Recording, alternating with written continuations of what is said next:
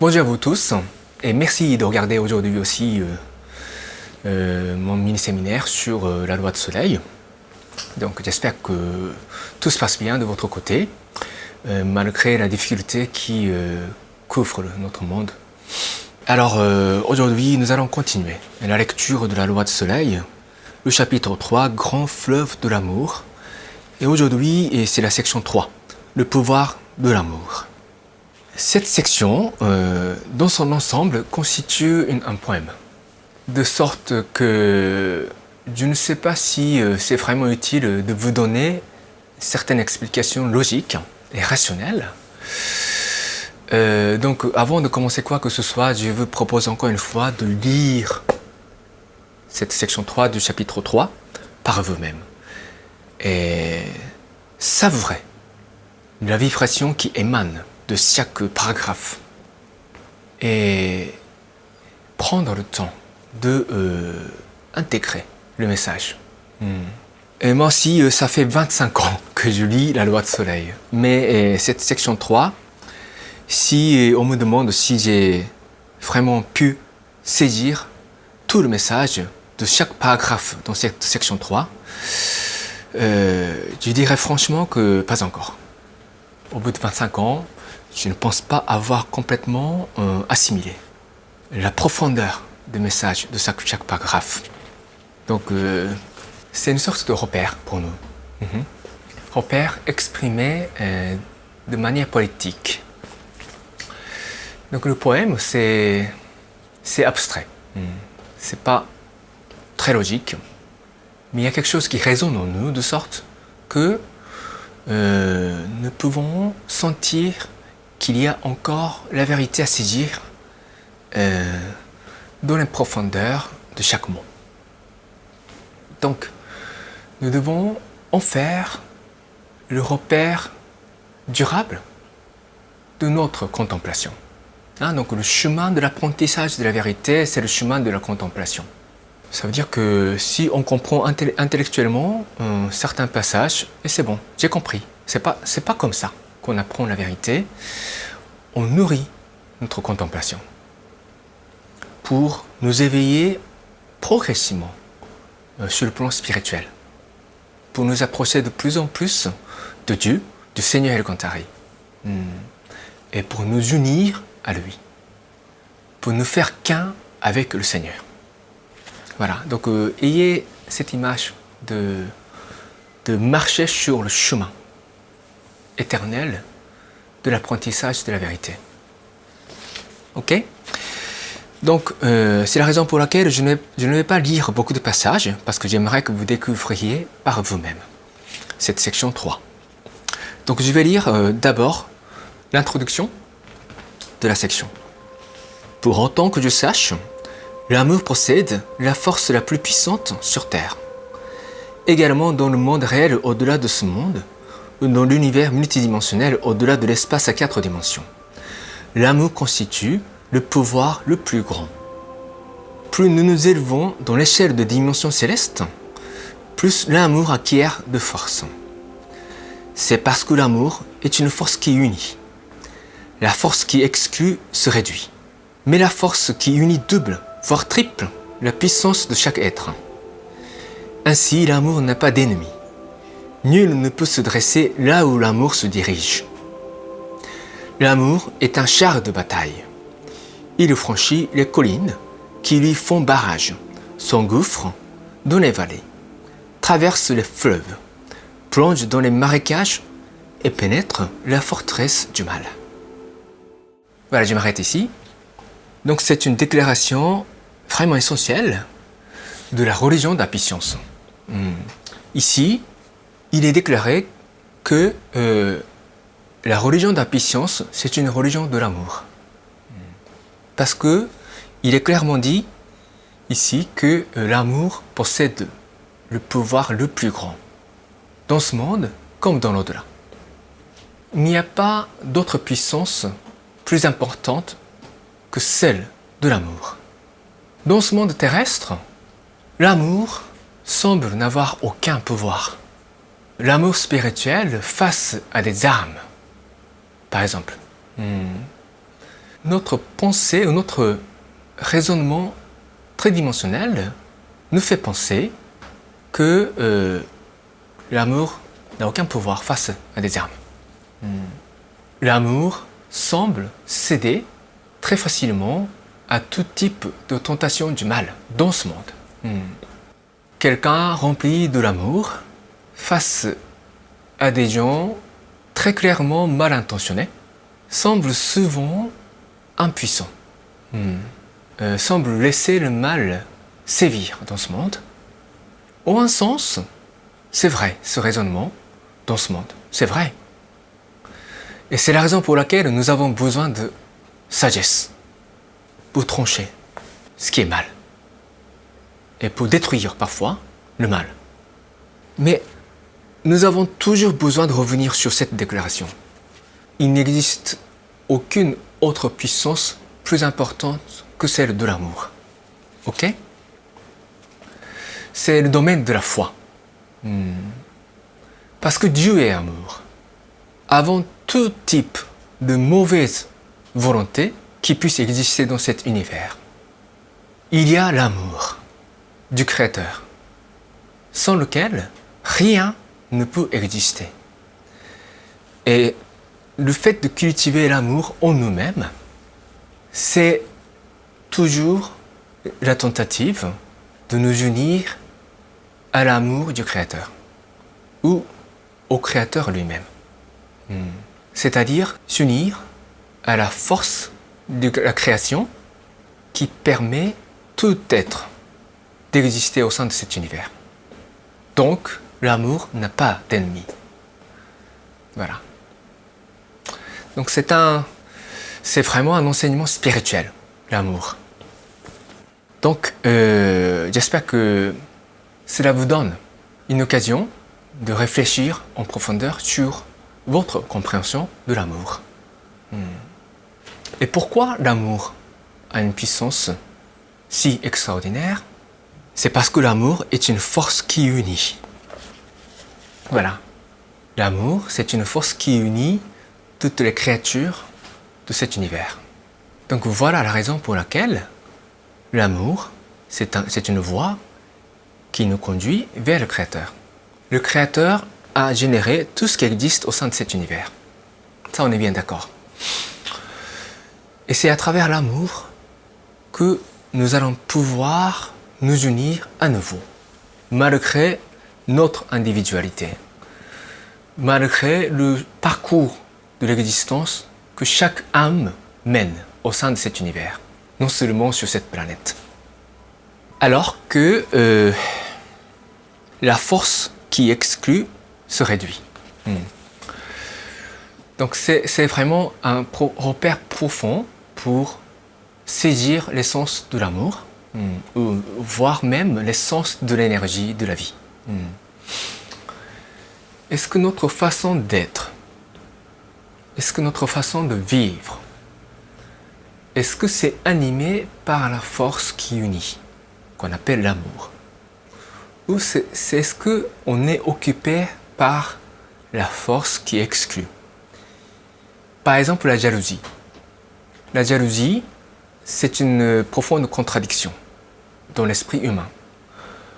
On est jaloux de quelqu'un qui incarne l'image de ce que nous voulons nous-mêmes devenir. Alors que la jalousie, c'est une émotion négative qui repousse cette énergie que nous voulons réaliser en nous-mêmes.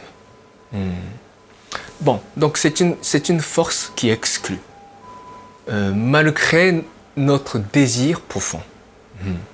En tant qu'enfants de Dieu, nous avons tous cette envie de nous unir au reste de l'univers. Mais cette émotion enflamme cette force qui exclut. Donc, ça réduit votre force de la vie. Et ça réduit aussi la force de ceux à qui vous jalousez. Donc, c'est négatif, du point de vue de l'univers. La colère, c'est la même chose. La colère, c'est la même chose. Donc, c'est une méthode pour réfléchir sur nous-mêmes. okay, pour détecter la nature de notre pensée et pour savoir si c'est sur le bon chemin ou sur le mauvais chemin. Bon chemin, c'est le chemin de l'amour. Le mauvais chemin, c'est le chemin de la jalousie ou de la colère ou de la force qui exclut. Ok? Donc c'est un repère de votre auto-réflexion. Ok. Donc cette section, on continue dans un style très poétique. Chaque paragraphe commençant par l'amour est, l'amour est, l'amour est. Par exemple, l'amour est lumière et il y a une description. Ensuite, il y a l'amour est vie. Et ensuite, l'amour est passion, l'amour est courage, l'amour est serment, l'amour est parole, l'amour est harmonie, l'amour est joie, l'amour est progrès, l'amour est éternel et enfin, l'amour est prière. Je vous laisse découvrir cette section. Très très important. Peut-être lire à haute voix ces paragraphes vous fera du bien, je crois. En vous disant, moi j'ai envie de le faire moi-même. En ce qui me concerne, c'est en japonais, mais pour vous, c'est en français. Ok, alors la dernière partie, je vais lire. Dieu est amour et l'amour est Dieu. La prière est une force qui transforme l'amour en divin. C'est grâce à la prière que vit le peuple. C'est grâce à la prière qu'il connaîtra Dieu. Ainsi, par la prière, l'être humain déploie la force la plus grande de l'amour. Voilà, donc Maître Okawa nous a enseigné à plusieurs reprises qu'il faudra d'abord essayer de donner de l'amour avant de prier. Parce que si vous ne pratiquez pas l'amour et si vous essayez de prier, Dieu, je vous remercie de me donner le succès, me donner l'argent, me donner la bonne famille, vous voyez, me donner la bonne santé. Sans donner l'amour, votre prière ne passe pas. Il faut commencer par l'amour et pour approfondir votre amour que vous allez devoir utiliser la prière. Et c'est par la prière que l'amour devient divin. Donc, on a dit que l'amour, c'est le chemin qui nous mène au Créateur. Okay? Et la prière, c'est une démarche pour cheminer sur le chemin de l'amour. On peut comprendre comme ça. Voilà. Donc, maintenant, comme d'habitude, je vais réciter la prière à l'esprit gardien, l'esprit guide, et je vous propose 2 minutes de contemplation sur le pouvoir de l'amour. Allons-y. Prière à l'esprit gardien et l'esprit guide. Mon esprit gardien, mon esprit guide, au plus profond de mon cœur, vous êtes ma fontaine de vie, ma lumière d'espérance, ma source de sagesse, mon bouclier de courage. Assiste-moi, je vous prie, dans mon apprentissage quotidien. Polissez mon cœur chaque jour. Donnez-moi chaque jour de bonnes inspirations. Rectifiez le parcours de ma vie. Gardez-moi loin de tous les maux. Guidez-moi chaque jour dans une existence encore meilleure. Je vous remercie sincèrement. Maintenant, redressez votre dos, fermez vos yeux légèrement et harmonisez votre respiration. Donc, je vous laisse commencer votre contemplation sur le pouvoir de l'amour, qui est une puissance la plus importante dans cet univers. Allez-y.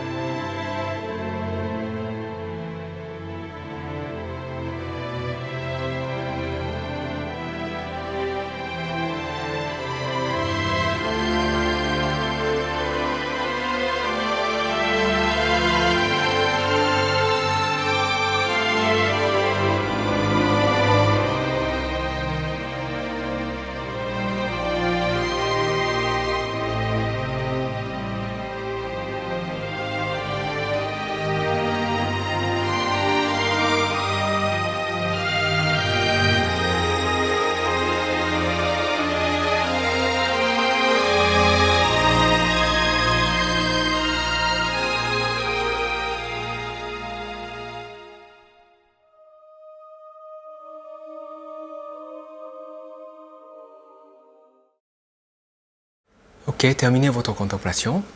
Merci beaucoup. Ok, alors cette réflexion sur l'amour me donne chaud au cœur. Ça me fait remonter de la chaleur au niveau de mon cœur. Et je sens que c'est vrai que l'amour est une puissance très forte qui guide notre vie, notre existence. Et j'espère que c'est le cas pour vous aussi.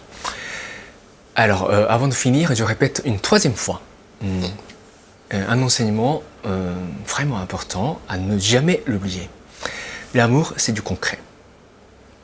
Si vous ressentez cette chaleur en vous, en lisant, en étudiant cette section 3, il faut passer à l'acte. Il faut passer à l'acte. Il faut exprimer votre amour aux autres, au monde, à travers vos actes. Il faut que l'amour soit exprimé avec des actes concrets. C'est comme ça que nous pouvons confirmer nous-mêmes la profondeur et l'authenticité de l'amour que nous essayons de pratiquer. Si c'est seulement dans la tête, dans l'esprit, notre amour n'a aucune chance de devenir réel. Donc l'amour, c'est du concret. Donc j'ai répété une troisième fois. Ok, donc c'est tout pour aujourd'hui. Merci de votre attention. Merci d'avoir suivi mon cours. Et je vous dis à la prochaine.